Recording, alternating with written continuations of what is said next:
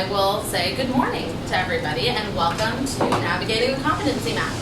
I know many of you in the room here, so for those who I don't know, I'd love to just go around and say names. I'll introduce myself first. I'm Rachel Nathanson. My role here at MSLGroup is training and development. I am based in our New York office, and I work for North America, running MSL Academy and other programs like Beyond Boundaries, the Summer Insiders Challenge, etc. And my background is industrial organizational psychology. Moved out to NYC to get my master's in that field and never left. So that's a little bit about me. Thank you all. It's a pleasure to meet you. And so let's jump right into our program. We're going to spend a few hours today navigating the competency map. So the first slide I'm going to show you is our approach to talent development here at MSLGroup. This is a very text-heavy slide. I do not typically like to present slides of this nature, but we do feel it's quite important for everybody to see the full picture here. I would like to point out in the first paragraph, it says our talent development approach encompasses assessment, peer review, professional development, and career coaching. So that's why we're all here today. We're here to focus on performance management and ensure that each of us are playing an active role in all of those parts of this process. So as you continue to read, our focus today is going to be on understanding our competencies. We have evolved our competencies and are introducing to you 21 competencies. We'll spend time defining what a competency is, understanding our competency map here at MSLGroup, and then specifically being able to apply these competencies across various levels and functions. So additional context, especially for our PBJS folks in the room, is that we had found our former talent DNA, our former competency grid, to not be as broad as we'd like it to be. It did not include necessarily a variety of knowledge, skills, and abilities that would apply to all different kinds of functions and roles at MSLGroup. So hence the evolution and the need to align with the strategic direction of MSLGroup. So our program today is divided in two parts. We'll spend the first about hour and 15, hour and 20 together defining competencies, and we have a fun game to get you hands-on to do that. And then we'll spend the next part of our training applying the competencies to the job profile. So first up, let's define them. So Mick, would you mind reading the definition of a competency? A cluster of highly interrelated attributes, including knowledge, skills, and abilities, KSAs, that give rise to the behaviors needed to perform a given job effectively. Thank you. A+. So knowledge, skills, and abilities, KSAs. This is a term we're going to hear throughout our conversation today. And as we think about performance, we want to ensure that we're understanding competencies are reflective of these KSAs. So there are two types of competencies we'll be talking about, behavioral and functional. Behavioral competencies describe the KSAs that contribute to individual success in the organization, while functional competencies describe the KSAs needed to fulfill required job tasks or responsibilities. So another way that you can think about this is that the functional competencies reflect the KSAs employees apply to their jobs, and the behavioral competencies are how you apply them. Does that make sense? So at this point, I also would like to point out that the behavioral competencies you're about to see have been adopted at the global level, meaning they were actually started, this iterative process was started by our Asian and European colleagues, and we have adopted these at the global level because we found the behaviors to be very reflective of MSLGroup holistically. In North America, the functional competencies provide a little bit more rigor, a little bit more specificity around the knowledge, skills, and abilities that we value. Dun, dun, dun. This is our competency map. So this map features the 21 competencies that we'll be spending time with. On the left in the circle are the behavioral competencies, and in the square are the functional competencies. So a competency map, or also known as a model, is a set of competencies that together will collectively describe the requirements for effective performance in an organization.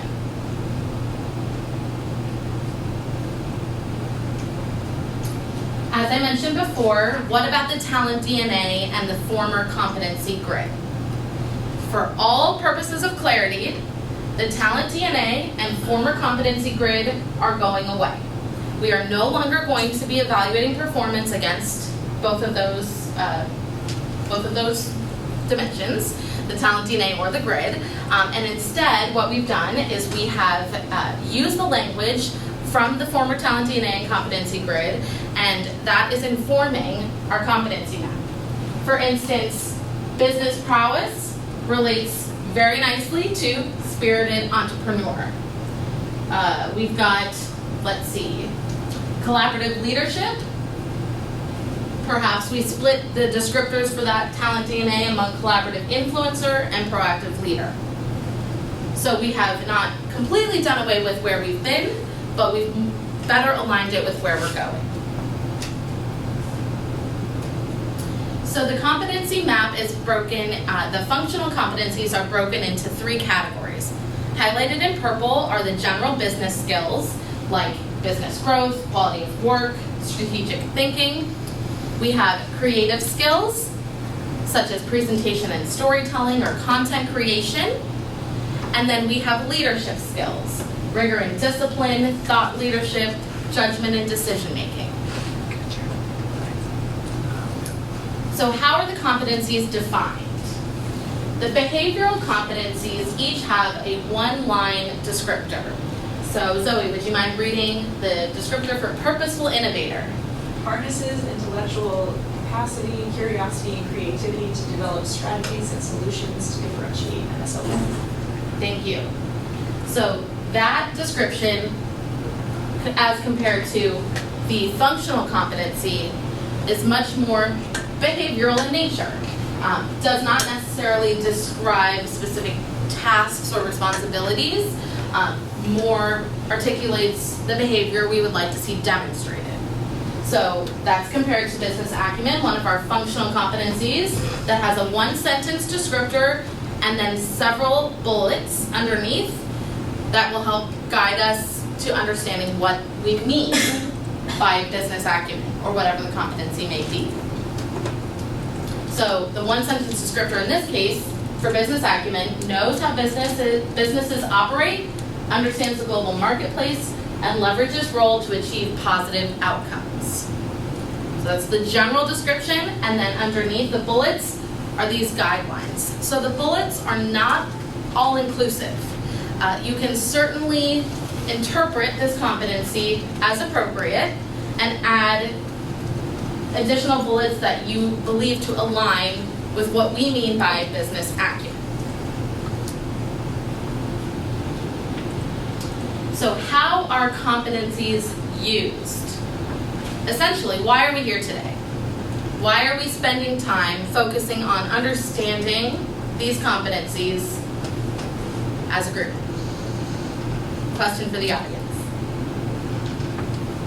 Are they going to be in our evaluation, I guess, our review? Yes. So they'll be taking this, the DNA. Yes.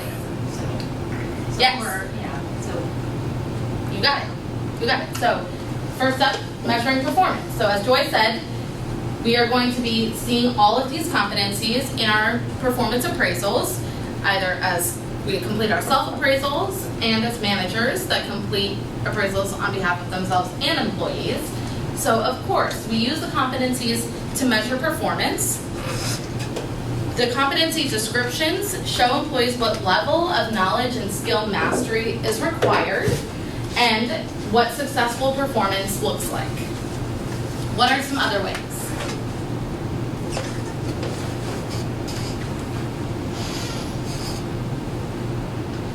they can help you set goals, I guess, learning goals for yourself. Yes, thank you, Joy.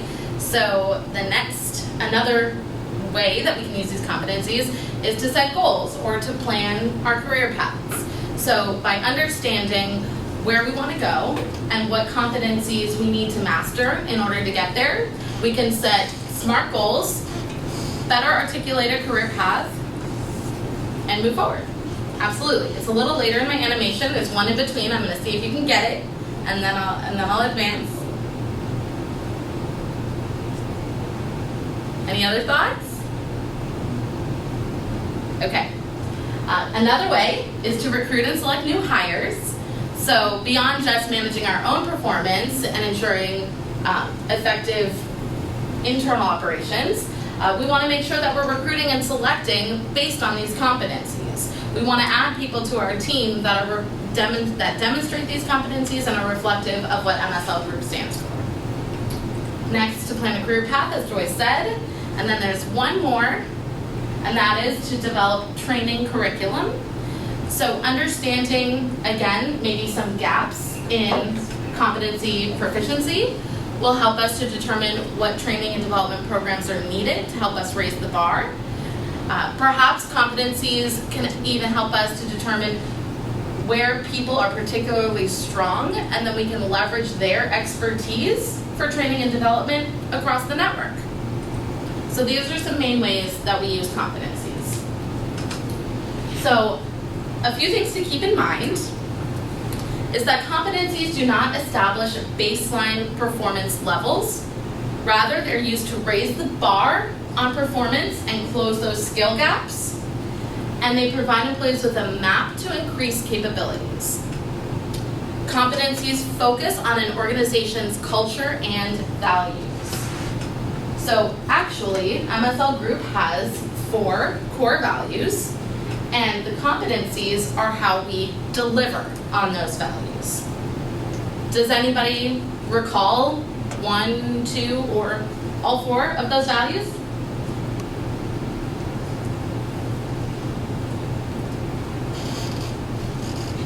Okay, and that's fine. That's why we're here today. So one of our values is passion for clients. So let me put it to you now. I gave you the answer. So what does that mean? Passion for clients.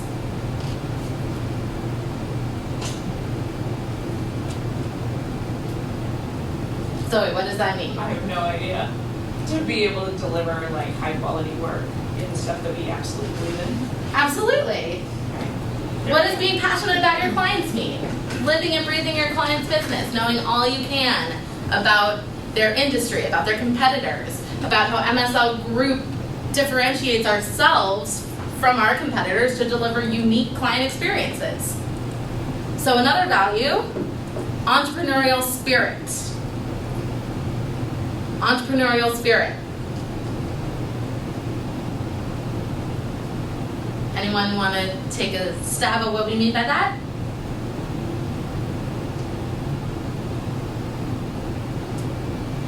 I would say having a feeling of ownership over the business and conducting yourself and your work as though it was your own business and wanting to cultivate and develop it with the same passion that you would if it was your own individual endeavor. 100% spot on. That's exactly what we mean by entrepreneurial spirit. Okay, 2 more are global opportunities and diversity at work. So global opportunities, meaning not just taking advantage of global opportunities, but leveraging the power of the MSLGroup network. We are an enormous company on almost every continent. So we have a wide variety of resources and talent available to us.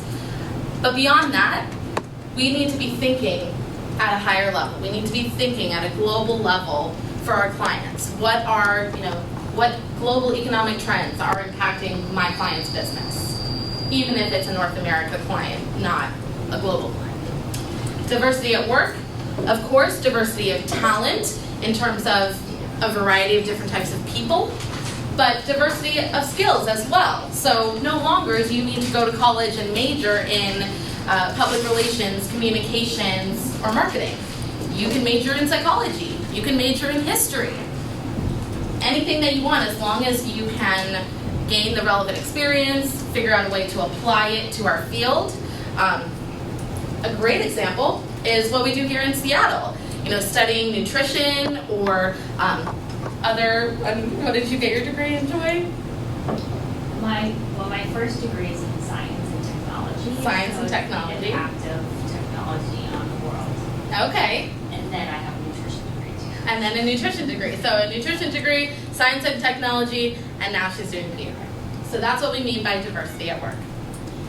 So competencies also reflect MSLGroup's strategies. So we have organizational strategy, for instance, growing our business. Another aspect of our strategy may be retaining our top talent and engaging our workforce.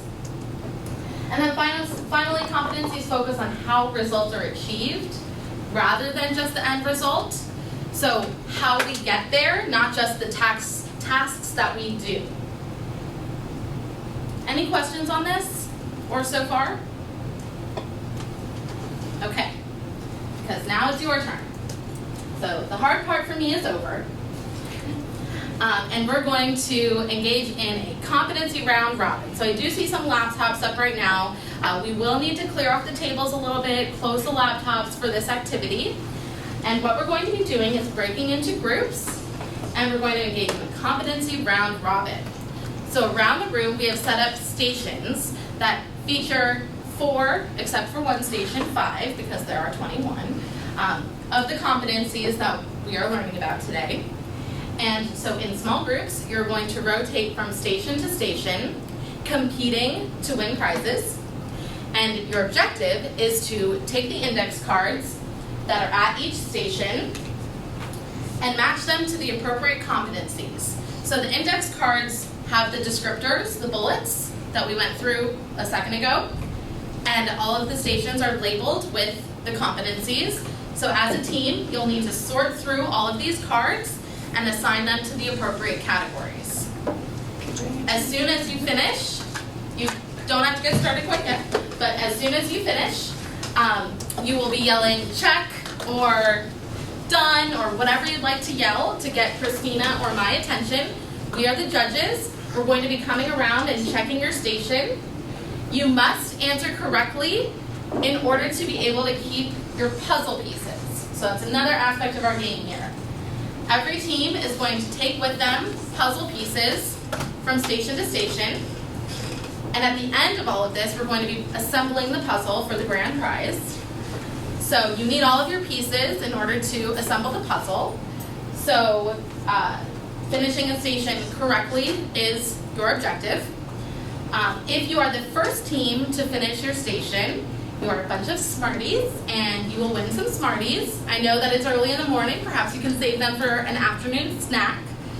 And that's pretty much it. After we go through 5 rounds of this, because there are 5 stations, we will come back together for a debrief, and then we'll assemble our puzzle as the last part of this morning's part 1 session.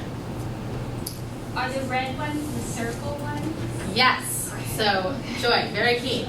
So, all of the competencies that are the functional competencies are written in black, and all of the behavioral competencies are written in red.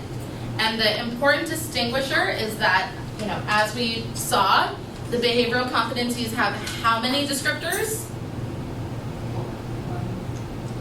5. I heard someone say it. 1. That's right. So the behavioral competencies have a 1-sentence descriptor, meaning only one index card is going to fall under the red category. All of the other index cards in the station, can we not get started maybe? It is a race. So all of the other index cards absolutely will fall under another category. There aren't any trick cards in there. They absolutely belong to a category.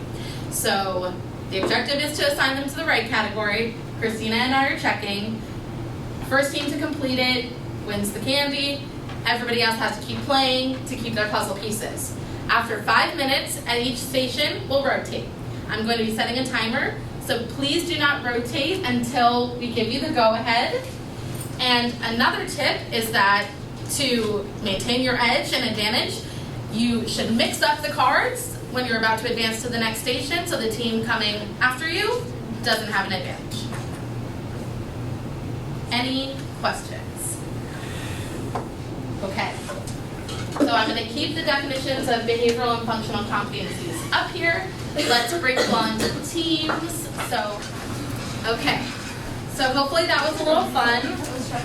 A little bit more of an interactive, engaging way to learn about our competencies. What we'll do now for the next few minutes, however long you'd like to have the conversation, we'll do a debrief and talk about what we just went through, answer any questions you may have. So again, our competency map. So the behavioral competencies. Were you able to see how the definitions of the behavioral competencies were just that, a little bit more behavioral in nature?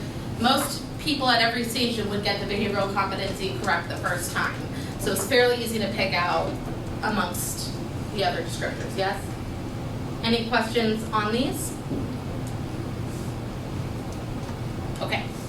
So we'll go through the functional competencies by category. So we'll start with general business skills. And again, I'm not going to go through every single competency. That would take forever. Instead, we'll talk about some highlights and answer any questions you may have. So business acumen, strategic thinking, business growth. Strategic thinking, business growth, fairly straightforward. I didn't notice a lot of mistakes in those categories. Business acumen, it was at the same station as client engagement, so there was a little bit of overlap. And again, keep in mind that these definitions that we're going through are not all inclusive, so certainly there are some that may apply to other categories. We chose definitions that we felt best aligned with what we were going for with that competency. A couple things to point out with business acumen. Where people get a little tripped up is on the bullet, sees the big picture and easily translates for clients and teams.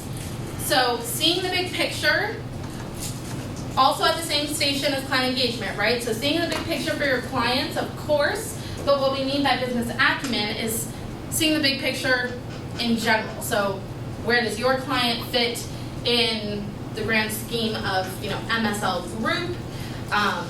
Not just necessarily, my client needs to affect this group of consumers or this target audience. It's really about what role do I play and how does my job affect MSLGroup holistically or my practice, something along those lines. Does that make sense? Can I see some nodding if I don't get some yeses? Okay. Then also, the last bullet here, aligning resources and managing relationships to solve problems. So aligning resources also can be said as, delegating appropriately. Aligning the appropriate resources for the job is a general business skill where our expectation is that every employee has an understanding of MSLGroup, how this agency operates, and the best way to allocate or align these resources. Okay. So the next three we'll talk about: financial stewardship, negotiation, quality of work. These were, again, fairly straightforward. I didn't notice a lot of mix-ups with negotiation or quality of work. The one with financial stewardship that gets a little tricky is that it's at the same station as collaboration and cooperation. There's an index card that says acts ethically and honestly. So sometimes we'll want to put that index card under financial stewardship, but in the context of all of the competencies, what we mean by acting ethically and honestly is beyond just the finances, right? It's in our everyday behavior as a citizen of MSLGroup. It's in our role as client leaders, and then of course, as we engage in various operations such as finances. So in general, these business skills, again, I want to kind of bring us back to why we're here today, why we have evolved our competencies. Does everybody see how these business skills, competencies apply to at any level, no matter, or any function? Okay, I'm going to ask you a question because I don't see any on. So, what does business growth mean for a vice president versus a account executive? How can a vice president demonstrate business growth, competency in business growth, and how can an account executive demonstrate competency in business growth? Yes. Thank you. Vice President, new growth, Mhm. new business, new Mhm. clients, Mhm. account executive, organic growth. Okay, so a vice president may be charged with actually winning new business, going out and proactively seeking those accounts. An account executive would contribute to organic growth on their account, maybe coming up with some ideas or supporting the team and executing organic growth opportunities. Absolutely. Let's do another one. How would a senior producer demonstrate negotiation versus an associate producer? Is that the correct title? Yeah. Okay.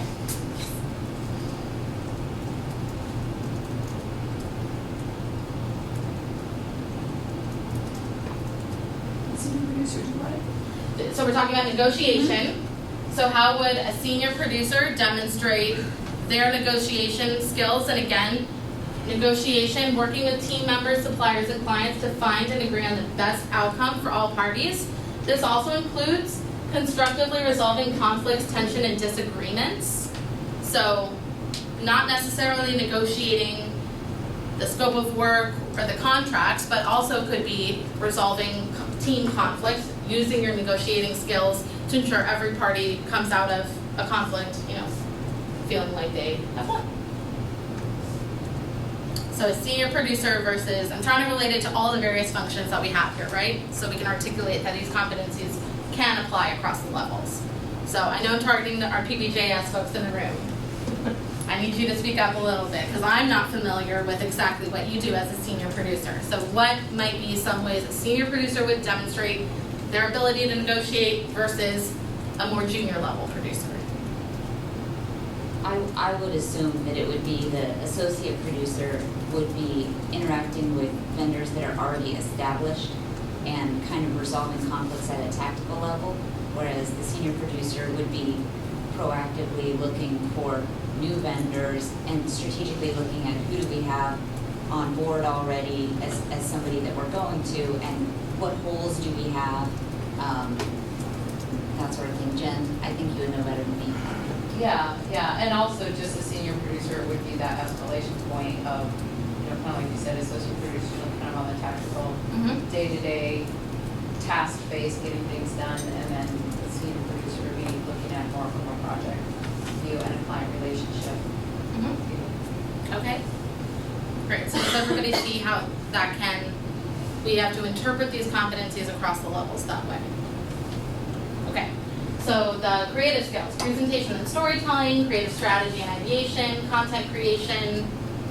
Any questions on these? This category in particular, the creative skills, really does speak to the direction that MSLGroup is going in terms of content creation, output. Every single individual at this company is responsible for our creative competencies.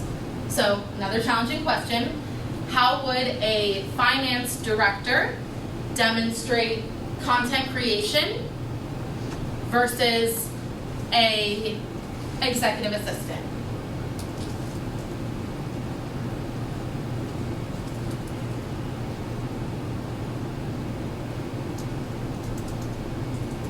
Do we have a finance leader in the room?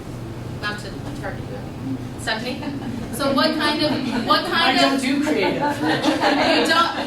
I challenge you on that. So you may not. Content creation.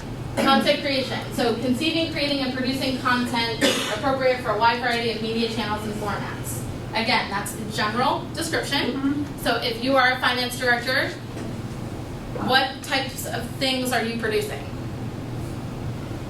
I'm looking at the contracts that are coming through clients and looking at the scopes of work through contributing on a creative level to those things. It's definitely important to understand milestones, deliverables, and how that ties into our voicing.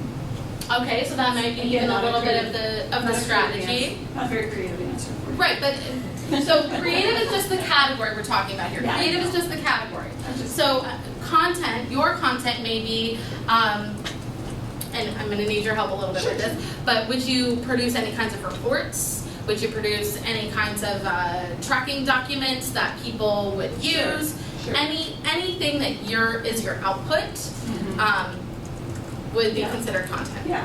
I think, Making job analysis available, Absolutely. people do budgeting, gathering information, putting together commitments for all of budget. Absolutely. the storytelling element in that could be when you hand it off to somebody, that they're able to easily see the progression from, how you got to the place that you wound up at the end of the report, or how you got to the numbers that you have in the report. I don't know. Absolutely. Yes. Yes. Creative would call it storytelling, I call it elements. You call it exactly. But so we're translating it into the competencies Yes. competencies that we have. But yes, there is some creativity in storytelling that goes along with the numbers, right? Yep. So, and may not to single you out, but I use the executive assistant as an example. So you produce content as well.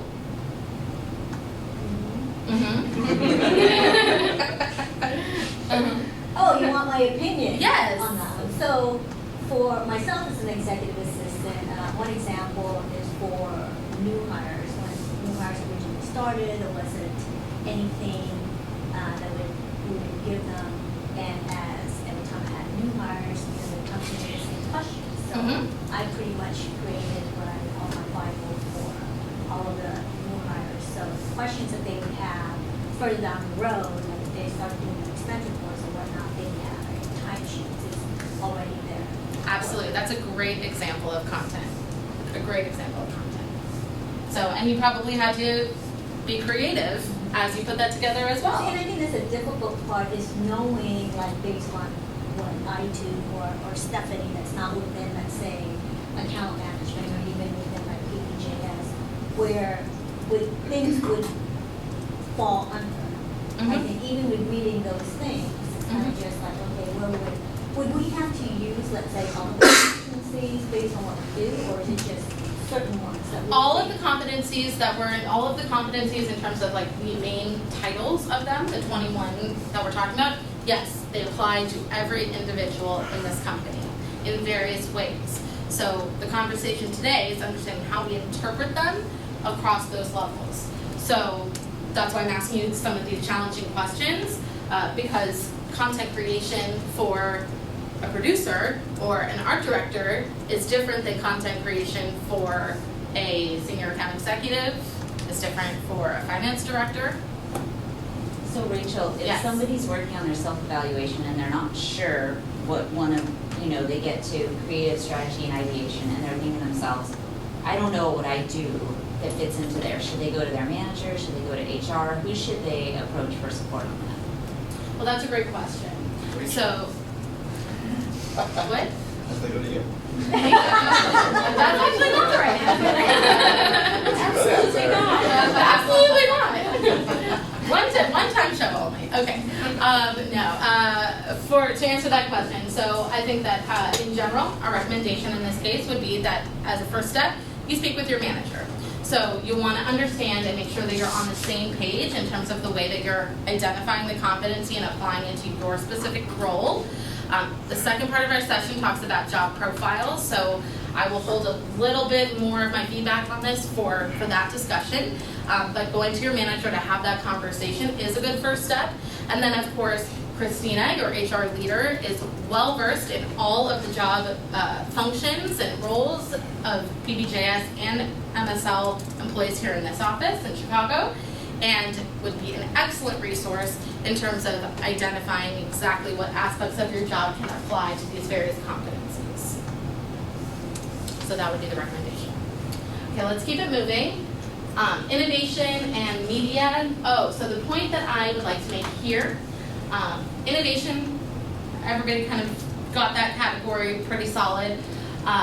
Innovation here means looking for the next big idea, sees old problems in new ways, so you want to be experimenting, you want to be reinventing things. Media plans and activates media strategies. So when we're talking about media, we're talking about all types of media, traditional media, social media, etc. So different with our 21 competencies now is that we have not called out digital as its own competency. On the old competency grid, there was one called digital aptitude. Now, digital is commonplace. everybody, no matter what your role is expected to be digitally savvy in some capacity.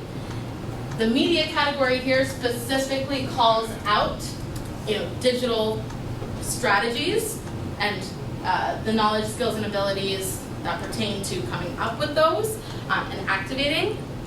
But digital is woven into everything that we do. Is that fair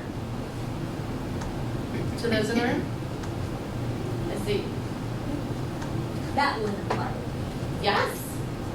Let's talk about it. Let's talk about it. How can you demonstrate digital aptitude? Do you follow MSLGroup on social media? Yes. Do you ever share our posts? Okay. Once or twice. Once or twice, okay. Are you active on Mind, our enterprise social networking platform? Or could you be? I could be. You could be. Okay. So that I've been on it, so I'm familiar. What about Gears? I know you're active on Gears. Gears. And Axiom. Okay, so these are other aspects of technology that would potentially, apply here to this media category. Really? Oh. Okay? So understands MSLGroup media tools and products and how and when to use. So just because your job is not to, let me see, how am I going to say this? Maybe you're not in a role where your responsibility is to media monitor. Do you still have to understand what media monitoring is and maybe what tools we use to do that as an agency? Understanding our capabilities in general across the board, being able to articulate to potential candidates what we do? Yes. Absolutely. Absolutely. So again, we can interpret these. These are the guidelines for what we mean when we say media. But these are the conversations that you want to be having with your managers when you're engaging in your performance appraisal to support how you're evaluating yourself or how you are evaluating another. The last category here is leadership skills, client engagement, thought leadership, rigor and discipline. So we are in a client service business. Even if you're not in an account role, you have clients. For instance, so Dustin, right? You said you are in art, on the art side of things? Graphic design. Graphic designer. So who are your clients? Pretty much anyone that we work with. We take on stuff from that, so which I mentioned in there. French's, Frank's. Okay, so you have actual clients that you do graphic design for. Do you ever turn around things internally for teams? Yes. Okay, so they would be your clients as well. Okay? So by client engagement, it doesn't necessarily have to be an account-facing role or working directly with like a French's or something like that. Your clients, can be your account teams. They can be, in some cases, maybe even your managing director if you have to deliver on a strategy and meet your numbers, right? You all in this case are my clients. I'm providing a service, hopefully. Providing a little bit of education. I had to consider my target audience, all of you, when delivering this program. So that's how I translate client engagement in my role, which is also not client-facing. Thought leadership. Let's talk about this one for a second, because when we talk about thought leadership, a lot of times, I just mentioned we are in the client service business, so we want to think about thought leadership on behalf of our clients, right? We're always trying to push out their messaging and position them as leaders in their industry or their market. But what about MSLGroup? What about you at MSLGroup and your specialty and your expertise? That's what we mean by thought leadership. So being an ambassador of this agency, demonstrating, forward thinking, innovation, publishing articles, publishing blogs, speaking at events. So another question for you, how would a very senior, and I'll just put it in general terms, how would a very senior level person, no matter what function they are, demonstrate thought leadership? And how would maybe an account associate or a more junior level employee demonstrate this thought leadership? Greg? So more senior level, example, senior digital team attending South by Southwest. We're issuing blog posts, recaps. As an agency, we're delivering trends, studies. On a more junior level, they might be presenting to staff on some sort of recent trend or what have you. So, what our competitors are doing, maybe even what they're not doing, where we can capitalize on the market. Absolutely. Another bullet that we've included here is sharing knowledge and insights on the Mind platform and using the voice technology, voice app. So everybody has access to Mind. Mind is our enterprise social network. You can post blogs, you can share articles, you can comment. No matter what level you are, you can engage in some sort of knowledge sharing and thought leadership on that platform. Voice, is everybody familiar with Voice? No? Okay. Well, it is an internal platform that it has been developed by our technology team. It was actually turned into a product we call Employee Impact. That is a new offering for our employee practice. Basically what it does is it's an app that aggregates an organization's social posts in one place so that an employee of that company can go and say, I want to share all of these posts. Click. And here I am being a thought leader and an ambassador of my company. That's in a nutshell what Voice is. So I'm not sure that it has made its way around every office, providing access to every employee yet, but they have developed quite a great strategy for that and have translated that strategy of Voice to that Employee Impact product. So as many of you may know, we have an employee practice specifically focusing on engaging employees within organizations that are our clients. So that's a great offering, right? So we can use that offering as well internally to be thought leaders. Okay? Rigor and discipline, of course, working quickly and efficiently, making sure that we have rigor in everything we do. And then the last two, judgment and decision making and collaboration and cooperation. Again, judgment and decision making not necessarily called out in our talent DNA in any formal way. But here we mean, of course, making sound judgment, strategic decisions for your clients, but also acting and behaving in a way that is representative of MSLGroup, everything we stand for, being a global citizen, etc. So how can an individual demonstrate in your role? Let's see.